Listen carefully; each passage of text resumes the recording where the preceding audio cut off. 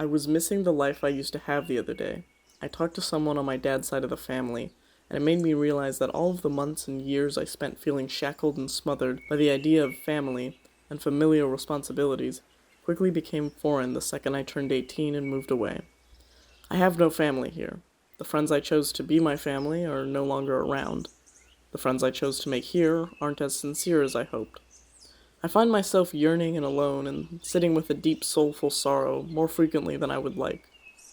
Somehow, I keep misstepping relationships and fucking up connections and communications to a comical degree. Did I rely on my parents' corrections, advice, and reprimands that strongly? My ego refuses to believe it, but maybe I'm not that good at being a person after all. Why is the life I fought so hard for nothing like I wanted? Why does getting what I want make me feel like shit? Disgusting and greedy and irredeeming. I also thought it would be nothing like this. I guess I still am a clueless child.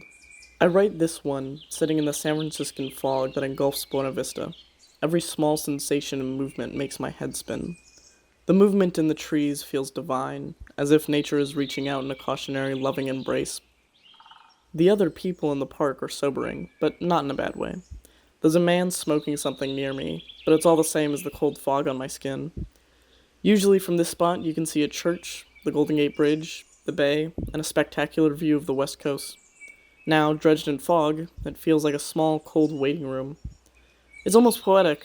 The place I usually go to escape has been worn thin as I try to climb its glory once more in a savory effort to prevent my own loss of self.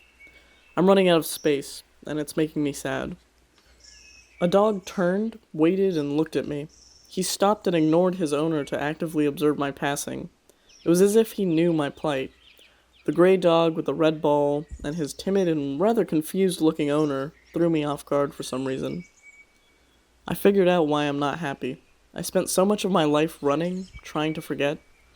Living in California, working for my BFA is the ultimate getting what I want. It's also like looking into the bewitching face of a lover that reminds you of your many past lives and romances. There are pale, snowy-tipped plants that remind me of my bitter, cold affection for Colorado. Aloe and desert plants that violently yank at my heartstrings, yearning desperately for Arizona. Brilliantly leaved plants that are reminiscent of peaceful summer days in the Midwest. As exciting and lustful and sensual and thrilling California is, much like a new lover, it can never be the same.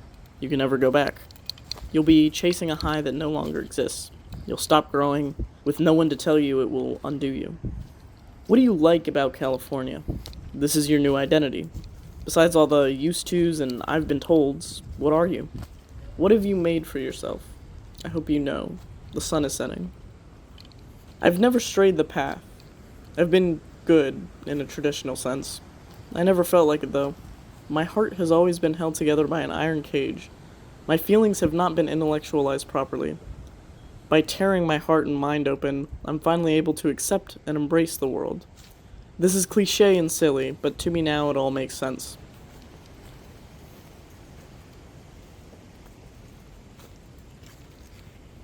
I think I finally get the joke, sitting here at the bottom of Buena Vista. Warm lights contrast a city so cold and gray. Everyone gets the joke, especially the guys recording skate tricks up the stairs. But it's especially important to keep a good head on your shoulders. Don't get lost. Don't panic. Be nice. Be kind. Remember the point of the joke, and be glad that you got to hear it.